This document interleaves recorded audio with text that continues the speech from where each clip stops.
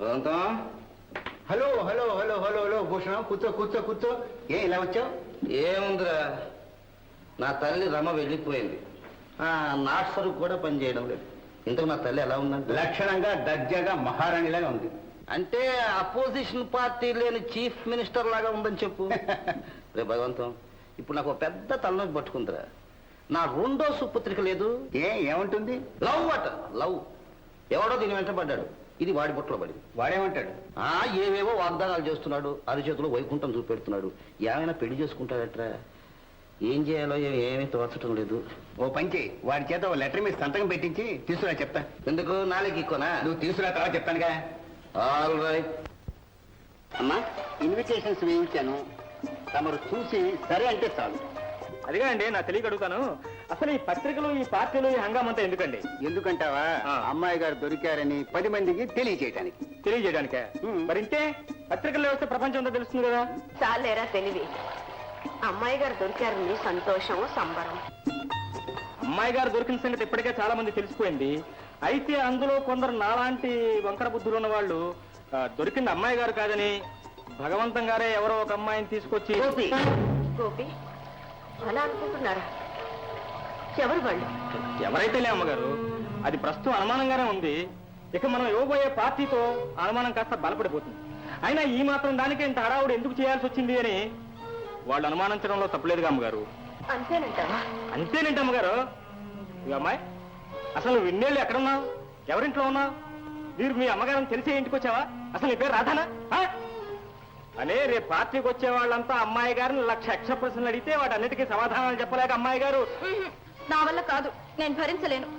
రాధా, లేకపోతే ఏమిటమ్మా, నన్ను అంగడి బొమ్మలా అందరి చేత పరీక్ష చేయిస్తారా? నేనే మీ కూతురని అందరికీ చెప్పాలా? మీకు అనుమానంగా ఉందా? లేదమ్మా, లేదు. నువ్వు నా కూతురు కాదోనని ఆ దేవుడు వచ్చి చెప్పినా సరే నేను ఒప్పుకోను. మరెందుకమ్మా నన్ను ఇలా అల్లరి పాలు చేయటం?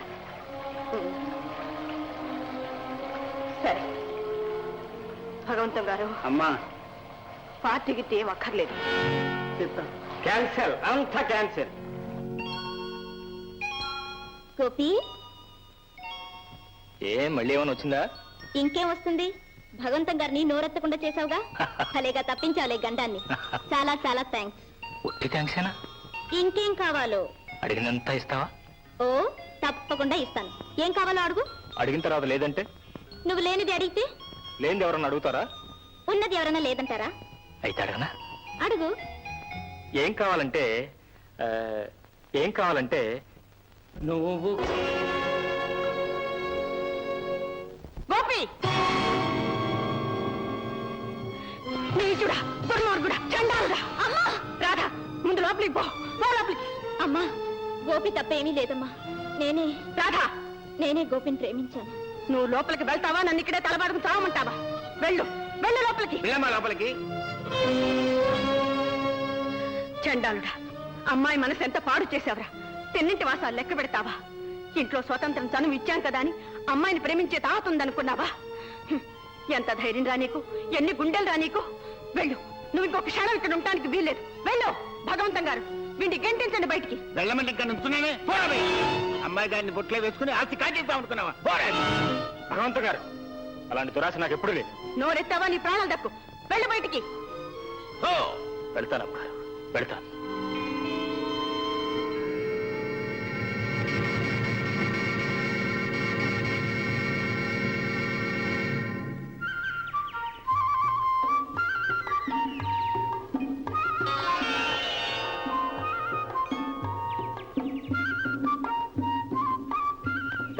ఎవరాడు? ఈ కాగితం మీద సంతకం పెట్టమ్మా. ఎందుకమ్మా? ఎందుకు? మా అమ్మాయిని నువ్వు ప్రేమిస్తున్నావని హామీ. ఎప్పుడో మాట ఇచ్చాను. నా మాట మీద మాత్రం నమ్మకం లేదా మీకు? అది కాదు హరిశ్చంద్రుడా, మన దేశంలో ఎలక్షన్స్ ముందు క్యాండిడేట్లు పెళ్లిళ్లకు ముందు ప్రియులు కర్ణుడిలాగా వాగ్దానాలు చేస్తూ ఉంటారు. అయినా సంతకం పెట్టడానికి నీకేంటి అభ్యంతరం? నాకేం అభ్యంతరం? ఒత్తు పెట్టుకోవడానికి టేబుల్ లేదు. అంతే కదా? అంతే. ఇదే ఒకటి కాలం కూడా పెట్టమంటావా? కొత్తగా వచ్చిన గుమాస్తాలాగా సంతకం దొరకదా నీకెందుకో? అయినా ఇది వరకు ఒకసారి చెప్పాను, ఇలా చిల్లర చిల్లరగా చెయ్యొద్దని. విన్నారా? మళ్ళీ చెబుతున్నాను, మా అమ్మాయి వెంటబడ్డట్టు నీవు నా కంట పడ్డావా జాగ్రత్త. ఒకవేళ మీ అమ్మాయి నా వెంట పడితే చీరేస్తా. అలాగే అరే, ఇక నీకు స్కూలు లేదు గీలు లేదు. ఈ సంగతి మీ అమ్మకు చెప్పి నీ సంగతి తేల్చేస్తా. అలా పిచ్చోడు ఎవరైనా కంటపడేటట్టు వెంట పడతారేమిటి? మందంతా దూరకం పద్ధతి. కాంతామణి, శ్రీమతి కాంతామణి గారు. ఏమండి కాంతుడు గారు? అమ్మాయి ఇవాళ స్కూల్కి వెళ్ళాలా నువ్వు? ఎందుకు వెళ్ళడం లేదు? రోజు స్కూల్ కనే బయలుదేరుతుంది. దారిలో కుర్రాడు ప్రేమ పాఠాలు చెబుతున్నాడు. అవి వింటుంటే స్కూలు చదువు ఏమీ కనపడటం లేదు పాపం. ఏమిటి మీకేమైనా మర్చిపోయిందా? ఎవరి గురించి మీరు అంటున్నది? నీ ముద్దుల కూతురు గీతా కుమార్ని గురించి. నా కూతురా? నా కూతురికి అలాంటి బుద్ధులు ఎన్నడూ లేవు. సరేలే, నీకంటే ప్రేమకి ఏమీ తెలియదు అనుకో, దానికి తెలియదు అనుకుంటున్నావు. చెప్పమ్మా మీ అమ్మకు.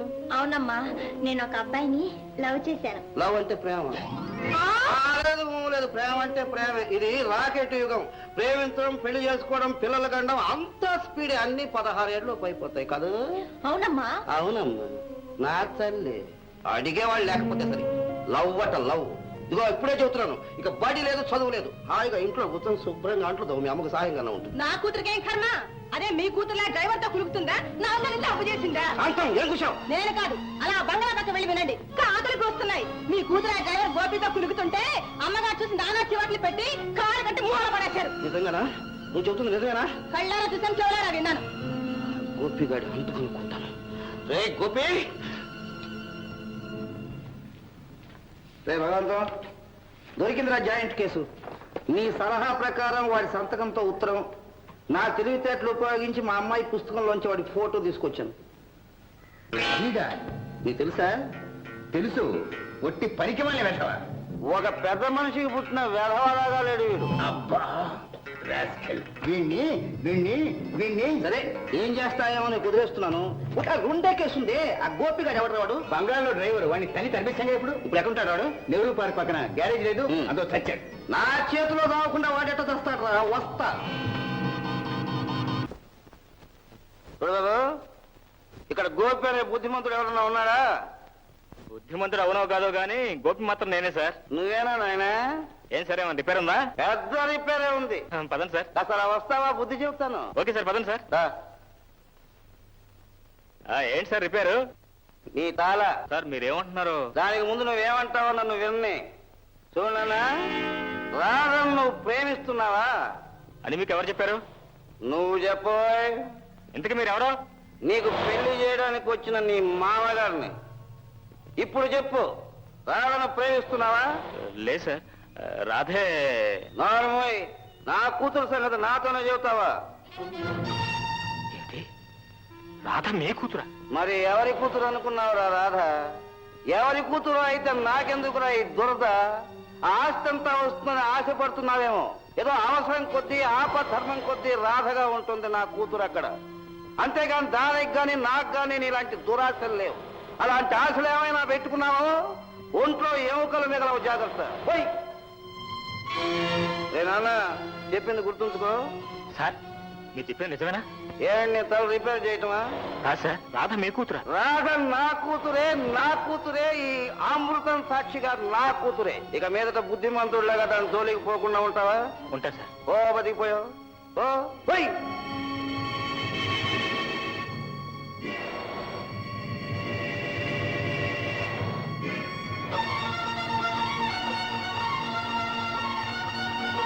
గోపి, వచ్చావా గోపి? నీ బండారం బయట పెట్టడానికి వచ్చాను. కన్న కూతురు నువ్వేననుకుని మమతలు పెంచుకుంటున్న అమ్మగారి కళ్ళల్లో దుమ్ము కొట్టి సిరి సంపదలతో తొలతుకుతున్న నువ్వు ఏ త్రాగుబోతు కూతురువో నాకు ఇప్పుడు అర్థమే. ఈ నిజాన్ని అమ్మగారితో చెప్పి అమ్మగారు కళ్ళు తెరిపించి నీ ఇంట్లోంచి బయటకి గోపి,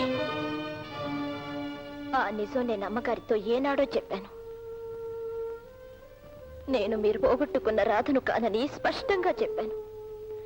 నీ మీద ప్రేమ కొద్దీ నేను ఆవిడతో అబద్ధం చెప్తున్నానంతే. నువ్వు చెప్పిన ఆవిడంతే అంటుంది గోపి. అది ఆవిడ పిచ్చి నమ్మకం. అయినా నువ్వెందుకు వచ్చావు ఇక్కడికి?